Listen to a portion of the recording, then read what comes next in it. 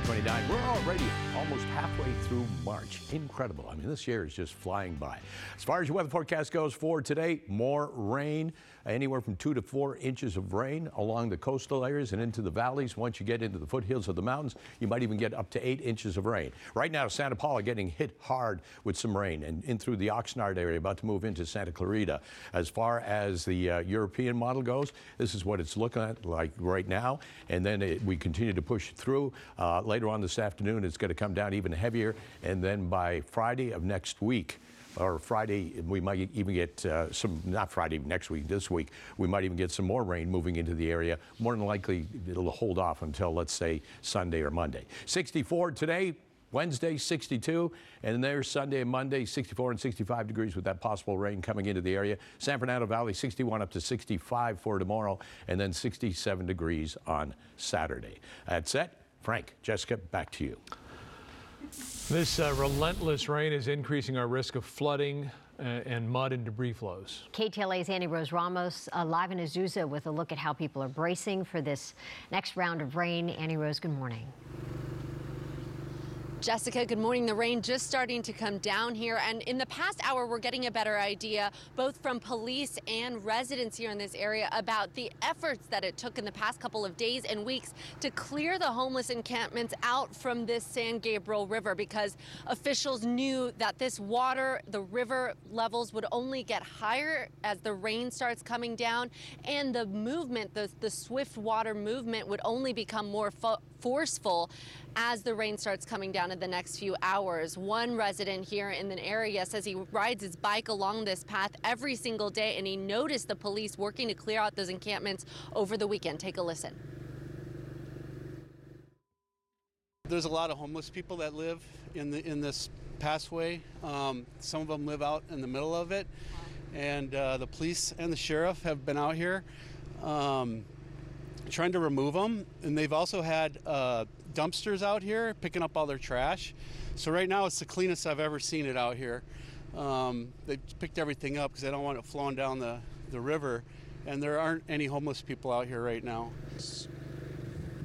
All right, here's a look at the latest rescue overnight right here in Azusa. Around 2 a.m. when 3 people were trapped with water rushing up around them. LA County Fire Department calling in a helicopter because they couldn't get to the 3 on foot. They were able to airlift the victims from the water, but the water level just rising so quickly enough that they needed to be rescued. And over in Duarte, last night at around 6 p.m., firefighters responded to reports of multiple victims trapped on a wash island by West Sierra Madre Avenue near Encanto Park, finding at least 7 people trapped with water flowing quickly around them. And as of late last night, firefighters say they were still trying to locate an 8th person. Heavy rescue teams were needed, including, you can see their helicopters to pull people out. Eyewitnesses telling us some of the victims were transported to a local hospital. The neighboring town of Altadena, their search and rescue teams also helped with this water rescue. And now back here live, police telling me that this river is the highest they've seen at levels they haven't seen in years, if not decades. And the force of it, you can hear it, the rush of it coming down. They say even if it reaches to the level of your knee or higher, the force of the water is so strong right now that it really could just take you down the river. National Weather Service saying that we should be prepared in all of Southern California area to see flooding, not just on the streets, but in riverbeds like this one and creeks. Reporting live from Azusa, I'll send it back to you both in the studio. Hope has been increased at the school to help students to deal with grief. 2 families are displaced this morning after a fire tore through their homes in Lincoln Heights early this morning. Firefighters responded to the 1900 block of North Johnson Street just after 3 a.m. They found 2 units fully engulfed. Several people able to make it out safely thanks to a smoke detector. Investigators suspect the fire started in the kitchen on the first floor unit. No injuries reported. The Red Cross is assisting the affected families.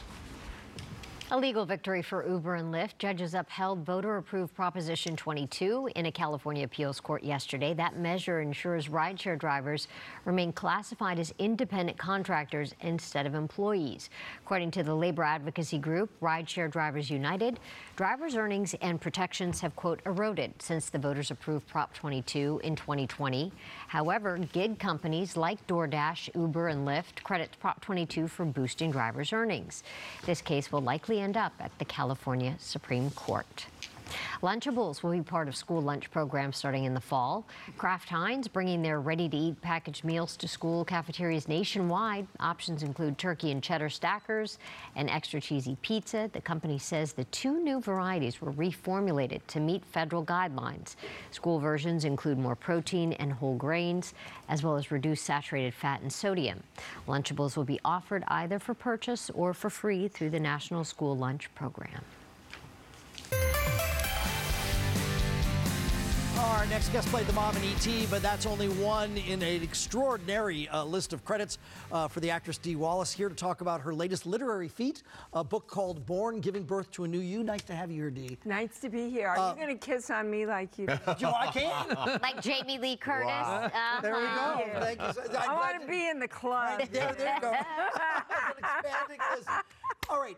With all the credits that you have, Yes. Here's an impolite question, but I have to ask it. Oh, please. I love him. Do you get residuals direct deposit, or do the checks come to your house? Oh, they come to my house. People call it mailbox money. Oh, yeah. You must go to the mailbox every day. Every day, and it's my favorite part of the day. It is. And, look, I come from a very poor family originally. So when I got to New York and I got a commercial agent, and I started doing commercials, going to the mailbox was the highlight of my life, and then